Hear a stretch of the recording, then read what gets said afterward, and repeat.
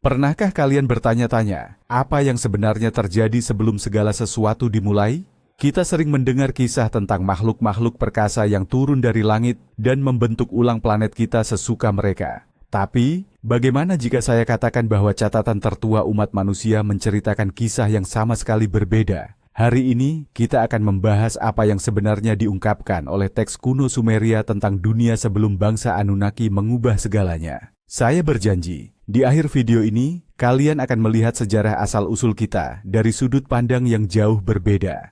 Banyak yang percaya bahwa dewa-dewa kuno hanyalah astronot yang datang ke bumi demi mencari emas. Kedengarannya memang menarik, namun kebenaran yang tertulis pada lempengan tanah liat kuno itu ternyata jauh lebih ganjil, lebih dalam, dan bahkan lebih mengerikan. Tuliskan di kolom komentar sekarang juga, apakah kalian percaya bahwa umat manusia diciptakan secara buatan? Sekarang buatlah diri kalian nyaman. Pejamkan mata jika kalian ingin beristirahat atau cukup dengarkan saja. Kita mulai perjalanan kita menuju jauh ke masa lalu. Untuk memahami kisah ini, kita perlu kembali ke 5.000 tahun yang lalu, ke sebuah wilayah di antara Sungai Tigris dan Efrat, tempat yang oleh para sejarawan disebut sebagai pusat peradaban, Sumeria kuno. Disinilah manusia pertama kali mulai mencatat pemikiran mereka. Mereka mengambil tanah liat basah dan menorehkan simbol-simbol paku menggunakan batang alang-alang. Lempengan-lempengan ini terkubur di bawah pasir selama ribuan tahun. Saat para arkeolog menemukannya dan berhasil memecahkan kodenya, dunia ilmu pengetahuan seakan terdiam karena terkejut. Bangsa Sumeria mencatat sejarah mendetail tentang penciptaan dunia, para dewa, dan manusia. Dalam teks-teks ini, muncul nama Anunnaki. Dalam budaya populer saat ini, mereka sering disebut sebagai alien dari planet Nibiru. Namun bagi bangsa Sumeria kuno, mereka adalah panteon dewa-dewa tertinggi yang menentukan nasib alam semesta. Dan sebelum dewa-dewa ini mulai memerintah manusia, dunia telah melewati serangkaian transformasi yang luar biasa dan terkadang sangat kejam. Bayangkanlah awal mula segalanya, sebuah kekosongan yang mutlak dan tak berujung. Bangsa Sumeria kuno percaya bahwa sebelum dunia yang kita kenal ini ada, yang ada hanyalah samudra gelap yang membentang tanpa batas. Mereka menyebut kekacauan air purba ini Nammu. Coba bayangkan suasana itu. Tidak ada bintang, tidak ada matahari, bahkan tidak ada tanah tempat berpijak. Hanya ada air yang tenang dan sunyi, yang menyimpan potensi bagi seluruh kehidupan di masa depan. Suasananya sangat mirip dengan kondisi tidur lelap yang Anda alami setiap malam. Di dalam samudra purba ini, belum ada sosok Anunnaki seperti yang digambarkan budaya populer zaman sekarang. Tidak ada tambang emas, tidak ada kapal terbang. Yang ada hanyalah kedamaian yang mendalam. Nammu adalah sang ibu agung, awal dari segala permulaan. Menariknya, para ilmuwan modern seringkali membandingkan konsep samudra purba Sumeria ini dengan teori subprimordial, titik awal di mana kehidupan di planet kita bermula. Tampaknya penduduk kuno Mesopotamia yang hidup lebih dari 5.000 tahun lalu secara intuitif telah memahami rahasia alam semesta jauh lebih baik dari yang kita duga. Dan dari keheningan purba inilah, dunia ditakdirkan untuk lahir. Dunia yang di masa depan akan berubah begitu drastis. Kita sering mendengar mitos bahwa para dewa datang ke planet yang sudah jadi. Namun, teks-teks asli Sumeria mengatakan sebaliknya. Mereka sendirilah yang lahir dari rahim samudra gelap ini. Mari kita mulai dari awal. Di tengah samudra luas yang tak bertepi, lahirlah sebuah gunung kosmik yang agung. Gunung ini menyatukan dua unsur paling mendasar. Puncaknya adalah langit yang disebut An, dan dasarnya adalah bumi datar yang disebut Ki. Awalnya, langit dan bumi tidak terpisahkan. Mereka menyatu dalam dekapan yang sangat erat. Di dunia itu, belum ada ruang bagi cahaya maupun angin. Semuanya terasa sangat padat dan padu. Bayangkan saja seperti kuncup bunga yang belum mekar. Semua bagian sudah ada di sana, namun masih terhimpit rapat satu sama lain. Dari penyatuan inilah para dewa pertama mulai lahir. Yang paling perkasa di antara mereka adalah Enlil, sang dewa udara dan badai. Dialah yang mengubah dunia yang terkunci ini selamanya. Di sini, kita perlu meluruskan sebuah mitos populer. Dalam pandangan esoteris modern, Enlil sering dianggap sebagai komandan ekspedisi luar angkasa. Namun, teks-teks kuno Sumeria justru menggambarkannya sebagai personifikasi dari angin, napas, dan ruang. Saat lahir di antara langit dan bumi, Enlil merasa sesak karena kurangnya ruang. Maka ia pun melakukan sebuah tindakan besar, pemisahan agung yang pertama. Lalu, bagaimana kelanjutan kisahnya? Enlil, sang dewa udara, memutuskan untuk memisahkan ayahnya, sang langit, dari ibunya, sang bumi. Bayangkan sebuah guncangan kosmik yang luar biasa dahsyat. Enlil menerjang di antara Anu dan Ki layaknya badai yang perkasa, memisahkan mereka dengan kekuatan penuh ke arah yang berlawanan. Langit pun terangkat tinggi, membentuk kubah raksasa di atas dunia, sementara bumi tetap di bawah, membentang sebagai dataran luas. Di antara keduanya, terciptalah ruang kosong, ruang di mana kita hidup dan bernapas saat ini. Enlil pun mengambil alih kekuasaan atas bumi. Kini dunia tampak seperti sebuah kubah raksasa, dan disinilah tatanan baru mulai berlaku. Cahaya mulai muncul, arah ditentukan, dan waktu pun mulai berputar. Para dewa mulai menata realitas baru ini. Mereka membangun kediaman, menciptakan aliran sungai, dan membentuk pegunungan. Inilah masa pembangunan yang agung. Dan disinilah para dewa yang kisahnya sering kita lihat di film atau baca di buku, saat ini mulai muncul ke permukaan. Para dewa tertinggi mengambil peran-peran utama. Anu memerintah langit, Enlil menguasai bumi serta mengendalikan cuaca. Sementara Enki yang bijaksana menguasai sumber air tawar di bawah tanah. Namun, agar dunia ini bisa terus berfungsi, harus ada seseorang yang melakukan pekerjaan kotor di baliknya. Demi menjaga tatanan semesta, para dewa tertinggi yang kita kenal sebagai Anunnaki menciptakan sekelompok pembantu. Mereka adalah golongan dewa rendah yang disebut Igigi. Para Igigi ini sejatinya adalah dewa pekerja, dan nasib mereka di masa awal dunia sungguh memprihatinkan. Jauh sebelum manusia ada, merekalah yang harus menggali kanal, mengeruk lumpur dari sungai, bercocok tanam untuk kebutuhan dewa tertinggi, serta menjaga keteraturan alam semesta. Coba bayangkan pemandangan ini. Makhluk-makhluk perkasa yang luar biasa kuat, berdiri seharian penuh berendam lumpur, menggunakan beliung berat dan keranjang, hanya untuk mengalirkan sungai Tigris dan Efrat. Teks kuno Sumeria menggambarkannya dengan sangat jelas. Saat para dewa, layaknya manusia, memikul beban dan membawa keranjang, beban mereka sungguh luar biasa. Kerja mereka begitu berat dan penderitaan mereka tak terhitung. Para Igigi ini bekerja tanpa henti selama 3.600 tahun. Ini adalah detail yang sangat penting. Dunia sebelum kehadiran manusia bukanlah sebuah surga, melainkan sebuah lokasi proyek raksasa, tempat para dewa rendah bekerja hingga kelelahan total. Banyak teori modern saat ini mengklaim bahwa alien kuno langsung menciptakan manusia untuk mengeruk sumber daya. Namun, prasasti Tanah Liat asli menceritakan hal yang berbeda. Prasasti itu dengan jelas menunjukkan bahwa pada awalnya, para dewa mencoba melakukan semuanya sendiri, dan eksperimen tersebut berakhir dengan kegagalan total. Kalian pasti tahu, tak ada pekerjaan yang bisa bertahan selamanya jika hanya menyisakan penderitaan. Kaum Igigi pun sudah sampai pada batasnya. Selama ribuan tahun, mereka diperas tenaganya untuk menggali kanal tanpa henti hingga benar-benar kelelahan. Hingga akhirnya pecahlah pemberontakan buruh pertama dalam sejarah alam semesta. Ini bukan sekadar karangan pengamat politik modern, melainkan isi dari syair kuno Atrahasis yang diterjemahkan apa adanya. Para dewa rendah ini mulai bersekongkol. Suatu malam, mereka melemparkan beliung dan sekop ke dalam api. Semua peralatan kerja mereka hangus terbakar. Inilah bukti nyata bagaimana keputusasaan bisa memaksa siapapun untuk nekat membakar jembatan. Di bawah cahaya api yang berkobar, kaum Igigi yang murka mengepung istana dewa tertinggi, Enlil. Mereka menuntut pembebasan dari kerja paksa yang tak tertahankan itu. Bayangkan betapa ngerinya Enlil saat itu. Sang dewa badai yang perkasa terbangun di tengah malam oleh teriakan massa yang mengepung kediamannya. Suara denting senjata terdengar di mana-mana, dan obor-obor menyala terang menembus kegelapan. Saking takutnya, Enlil memerintahkan gerbang dikunci rapat dan segera memanggil dewa-dewa agung lainnya. Sang penguasa langit, Anu, turun ke bumi, sementara Enki, dewa air yang bijaksana, muncul dari kedalaman samudra.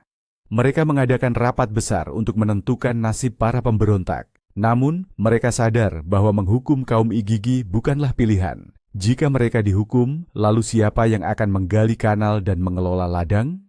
Para dewa kini menghadapi ancaman nyata, bencana kelaparan. Namun, apa sebenarnya rahasia di balik keputusan besar para dewa ini? Disinilah momen krusial saat masa depan umat manusia ditentukan. Dalam Majelis Agung Anunnaki, Enki, sang dewa kebijaksanaan, menawarkan sebuah solusi yang jenius. Ia mengakui bahwa para Igigi benar, beban kerja mereka memang sudah tidak tertahankan. Alih-alih memaksa mereka terus bekerja, Enki mengusulkan sebuah pengganti, sesosok makhluk baru yang akan memikul beban para dewa. Proyek ini ia sebut sebagai penciptaan manusia purba, yang dalam bahasa Sumeria dikenal dengan nama Lulu. Makhluk ini dirancang untuk menjadi cukup cerdas dalam memahami perintah, namun cukup patuh sehingga tidak akan pernah memberontak. Di sini, kita perlu meluruskan sebuah mitos. Teori konspirasi populer dari Zecharia Sitchin mengeklaim bahwa manusia diciptakan melalui rekayasa genetika khusus untuk menambang emas di Afrika Selatan. Namun kenyataannya, tidak ada satupun teks kuno Sumeria yang menyebutkan soal emas dalam konteks ini. Manusia diciptakan murni untuk menggantikan peran para dewa di bidang pertanian, untuk menggali kanal irigasi di Mesopotamia, dan menyediakan makanan bagi para dewa. Singkatnya, kita diciptakan sebagai pekebun dan pembangun, bukan sebagai penambang. Sekarang, mari kita bahas proses penciptaan manusia itu sendiri. Ini adalah salah satu bagian yang paling puitis, namun sekaligus paling mengerikan dalam mitologi Sumeria. Enki tidak bisa melakukannya sendirian. Ia dibantu oleh sang dewi ibu yang bernama Ninhursag. Demi menciptakan pelayan yang sempurna, para dewa memutuskan untuk menyatukan dua unsur utama, tanah liat dan darah ilahi. Mereka memilih salah satu dewa yang membangkang, sang penghasut pemberontakan bernama Weila, lalu mengorbankannya. Sebuah cerminan pemikiran kuno yang sangat brutal. Darah dewa yang terbunuh itu kemudian dicampur dengan tanah liat murni dari samudera bawah tanah. Dari adonan inilah, sang dewi ibu membentuk 14 sosok, 7 pria dan 7 wanita. Tubuh mereka memiliki kepadatan fisik bumi, namun berkat darah dewa yang tumpah, roh ilahi mulai berdenyut di dalam diri mereka. Bangsa Sumeria percaya bahwa darah inilah yang memberi manusia jiwa yang mereka sebut etemu. Itulah alasan mengapa manusia bisa mendengar detak jantungnya sendiri. Detak itu dianggap sebagai gema dari nyawa dewa yang telah dikorbankan. Begitulah manusia pertama kali muncul, bukan sebagai puncak ciptaan yang hadir untuk menikmati indahnya kehidupan, melainkan sebagai sebuah mekanisme fungsional. Ibarat robot biologis yang terbuat dari lumpur dan darah, diciptakan semata-mata agar para dewa bisa beristirahat. Begitu manusia pertama diciptakan, para dewa segera menyerahkan beliung dan keranjang ke tangan mereka. Kaum Igigi pun bisa bernapas lega dan pergi beristirahat di langit, sementara umat manusia mulai memikul beban pekerjaan yang berat. Dunia pun kembali berubah. Di sepanjang tepi sungai, ladang gandum mulai membentang, kandang ternak bermunculan, dan lumbung-lumbung besar mulai berdiri. Manusia membangun kuil-kuil megah yang oleh bangsa Sumeria disebut sebagai rumah para dewa. Sebenarnya, kuil-kuil ini berfungsi layaknya restoran raksasa. Setiap hari, orang-orang membawa roti yang baru matang, daging panggang, dan bir untuk menyenangkan pencipta mereka. Hidup memang terasa berat, namun segalanya memiliki tujuan yang jelas. Ketaatan adalah kebajikan yang paling utama. Jika kau rajin menggali kanal dan rutin mengantar persembahan ke kuil, para dewa akan menurunkan hujan dan memberikan panen yang melimpah. Bayangkan saja, seorang petani kuno akan berdoa setiap pagi agar sekopnya tidak patah, karena sekop yang rusak dianggap sebagai tanda kemarahan dewa. Di dunia ini, tidak ada konsep surga atau neraka seperti yang kita pahami sekarang. Yang ada hanyalah siklus kerja abadi. Manusia lahir, bekerja, memberi makan para dewa, lalu mati. Sementara itu, para dewa menikmati ketenangan di dalam kuil-kuil mereka yang mewah. Namun, tatanan yang sempurna ini akhirnya menemui kegagalan. Ada satu detail penting yang luput dari perhatian para dewa. Saat menciptakan manusia, mereka tidak membatasi usia mereka. Akibatnya, manusia purba hidup sangat lama dan berkembang biak dengan sangat cepat. Hanya dalam waktu 1200 tahun, bumi menjadi sesak. Populasi manusia meledak tak terkendali. Disinilah konflik bermula, sebuah titik balik yang mengubah total pandangan para dewa terhadap ciptaan mereka. Teks-teks kuno Sumeria menceritakan hal ini dengan alasan yang terdengar sangat manusiawi. Manusia menjadi terlalu berisik.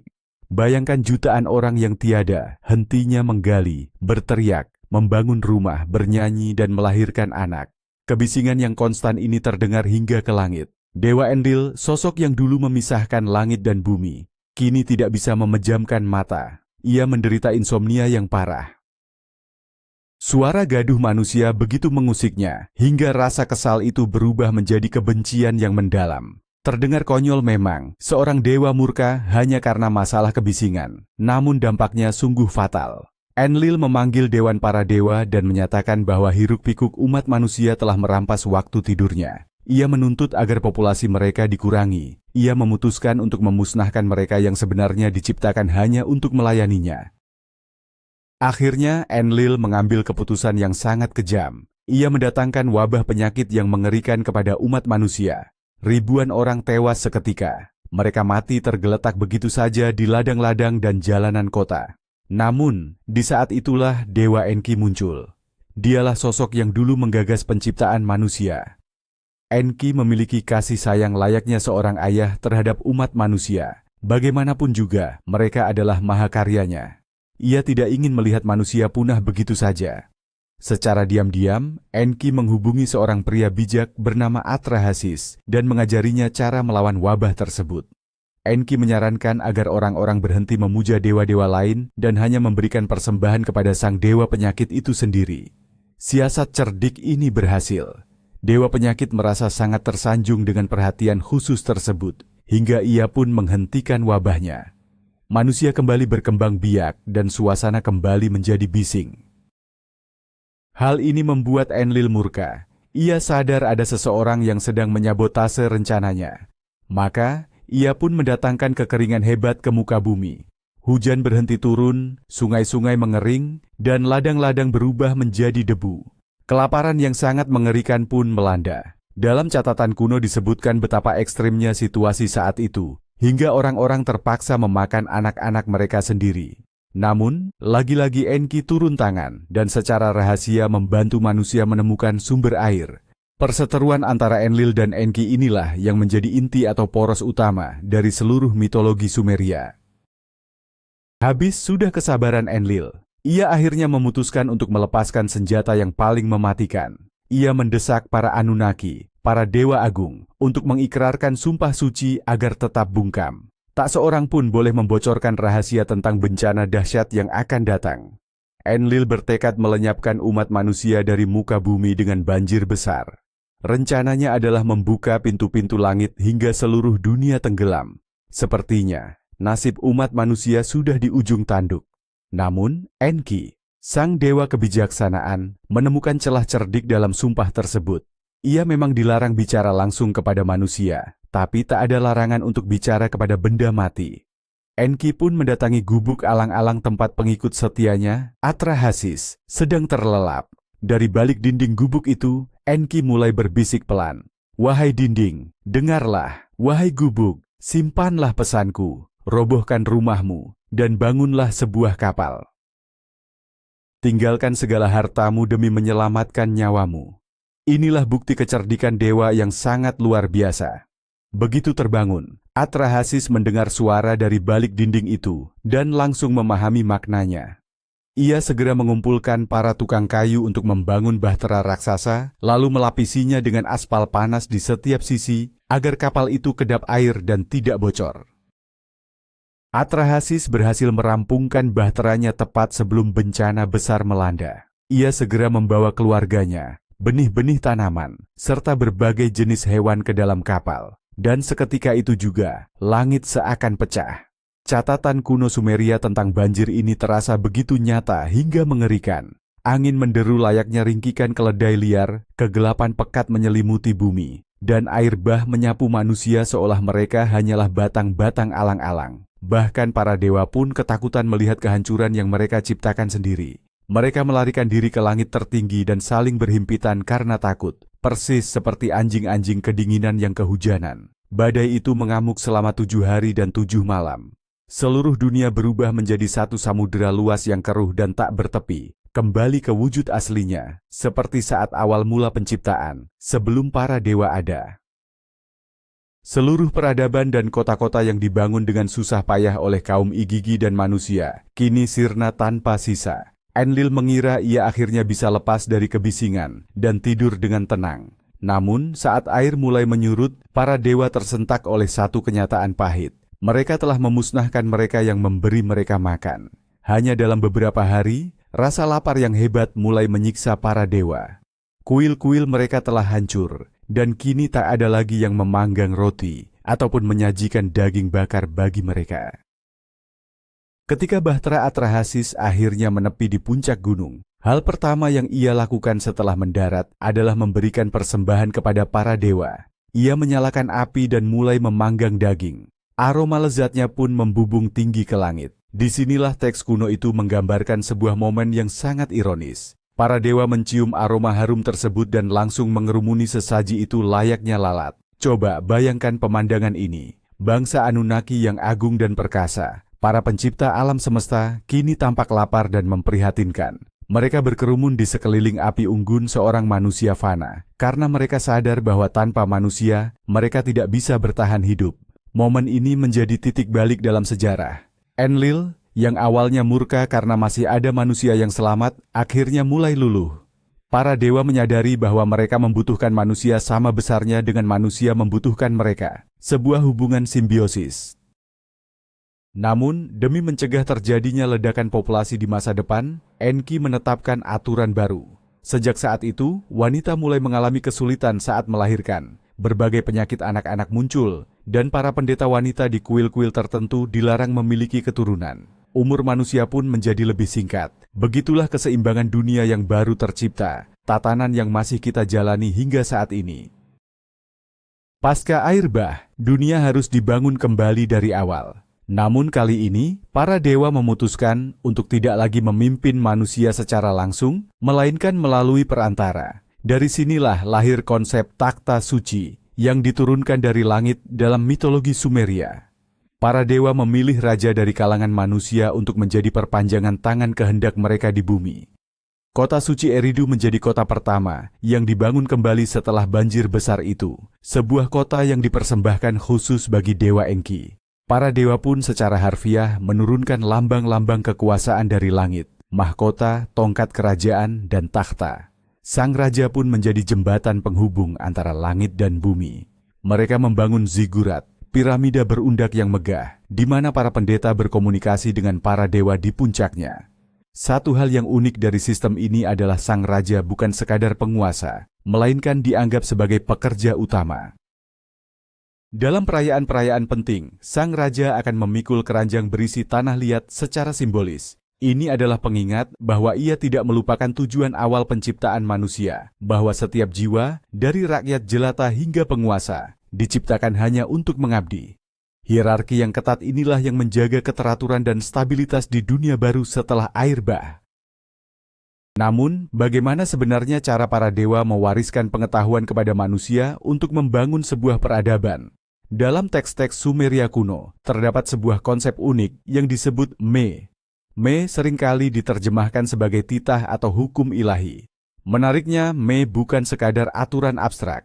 Ini adalah benda fisik, mungkin berbentuk loh batu atau kristal khusus, yang menyimpan informasi tentang segala aspek kehidupan. Ada Me untuk membangun kuil, Me untuk membuat roti, hingga Me untuk memainkan alat musik. Bahkan, ada pula Me untuk hal-hal seperti prostitusi dan kebohongan. Bangsa kuno percaya bahwa seluruh peradaban, mulai dari teknologi hingga emosi manusia, telah diprogram oleh para dewa ke dalam artefak-artefak ini. Penjaga seluruh Me adalah dewa kebijaksanaan, Enki. Semua itu disimpan di istana bawah tanahnya di kota Eridu.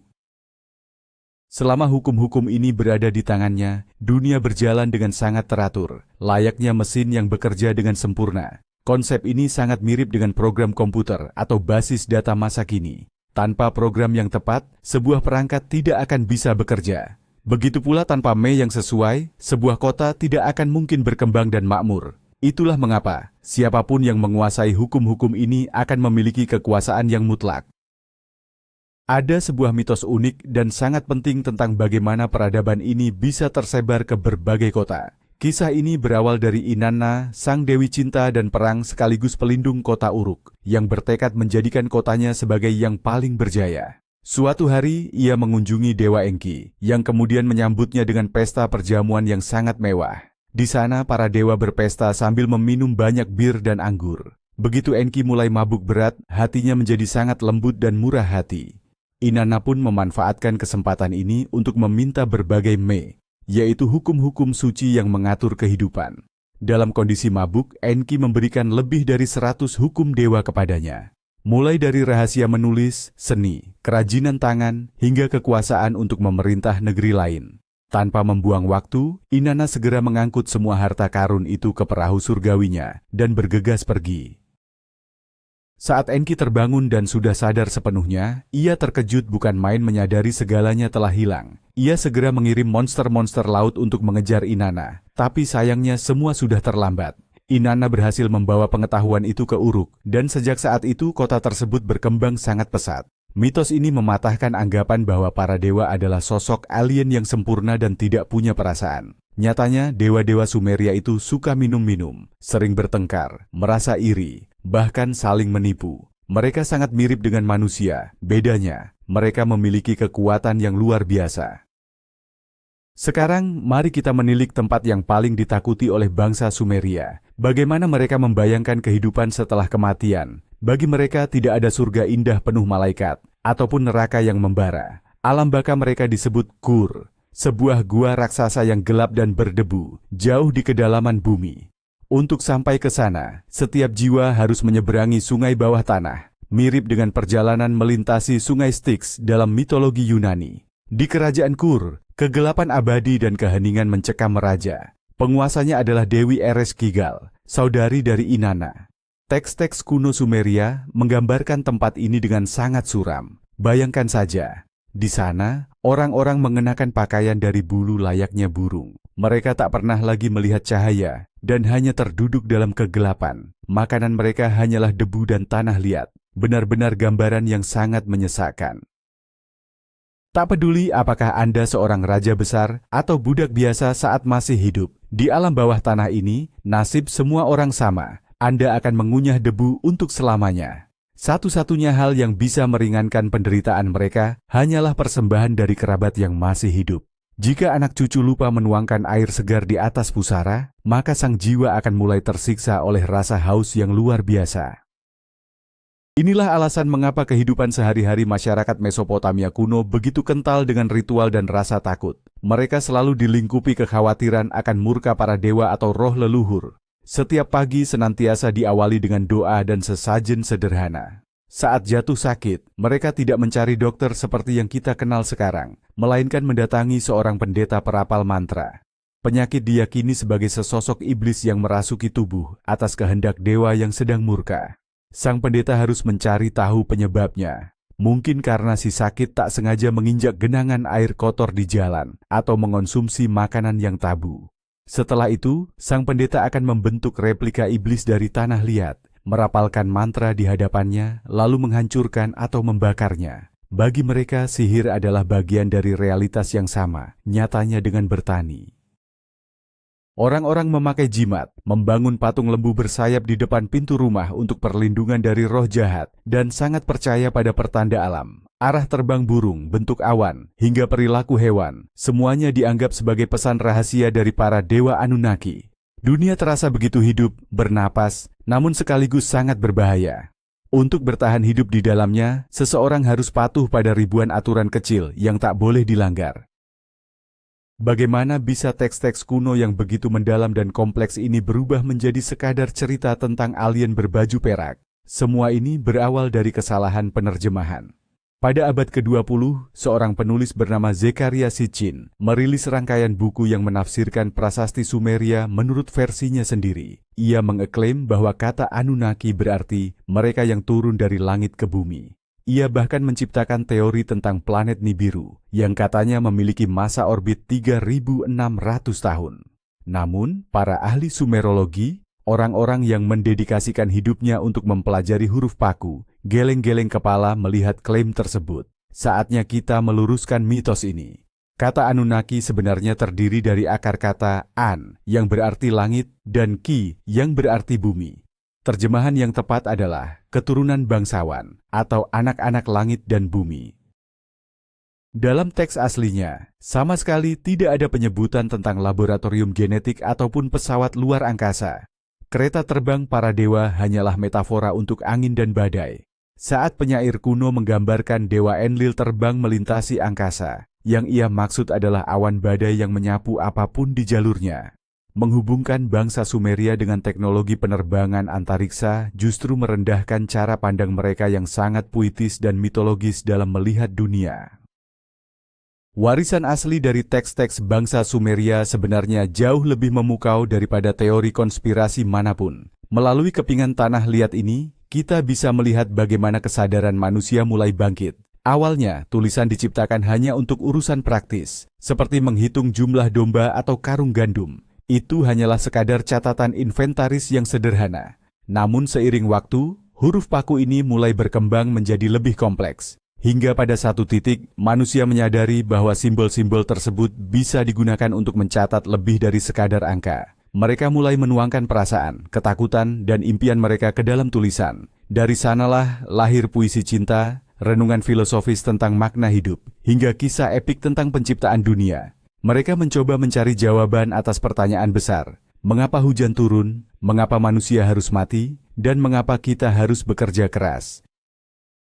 Mungkin bagi kita sekarang, jawaban mereka terdengar lugu atau bahkan kejam. Seperti kisah tentang manusia yang dianggap sebagai robot biologis dari tanah dan darah. Atau dewa-dewa yang konon menyukai aroma daging panggang. Tapi, itulah langkah awal umat manusia dalam memahami jati diri dan tempat mereka di alam semesta. Peradaban kita tumbuh dari teks-teks ini. Banyak kisah ikonik, seperti penciptaan manusia dari debu tanah, atau cerita tentang banjir besar, yang kemudian diwariskan ke dalam kitab-kitab suci lainnya, dan menjadi fondasi bagi agama-agama besar di dunia saat ini. Dan kini, kita sampai pada bagian yang paling menakjubkan dari kisah ini. Kejutan terbesarnya bukanlah fakta bahwa para dewa turun dari langit, melainkan kenyataan bahwa umat manusia yang awalnya hanya diciptakan sebagai budak, tak berdaya untuk menggali parit di tengah lumpur dan darah, pada akhirnya mampu melampaui para penciptanya. Dewa-dewa Sumeria telah lama sirna. Kuil-kuil megah mereka telah hancur menjadi debu, dan nama-nama mereka pun telah dilupakan oleh dunia. Namun, kita masih di sini. Kita berhasil bertahan dari bencana air bah, menaklukkan berbagai wabah, dan belajar untuk tidak sekadar mengabdi, melainkan membangun peradaban kita sendiri. Teks-teks kuno Sumeria bukanlah sekadar laporan tentang kunjungan makhluk asing. Itu adalah akta kelahiran kita, sebuah kesaksian tentang bagaimana peradaban lahir dari kekacauan purba, melalui keringat, air mata, dan rasa takut.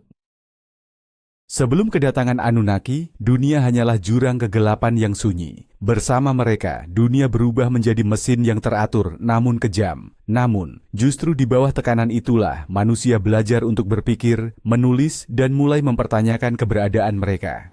Terima kasih telah meluangkan waktu bersama saya dan meresapi kisah kuno ini sebagai pengantar tidur Anda. Saya harap cerita ini membawa ketenangan serta sudut pandang baru bagi Anda. Pastikan untuk berlangganan saluran ini agar Anda tidak melewatkan perjalanan kita ke masa lalu berikutnya. Berikan tanda suka jika Anda menikmati narasi ini, dan jangan ragu untuk berbagi pemikiran di kolom komentar. Jika dahulu kita diciptakan hanya untuk melayani para dewa, lantas menurut Anda, apa tujuan hidup kita saat ini ketika para dewa tersebut sudah tidak ada lagi? Sampai jumpa di kisah selanjutnya, dan selamat malam.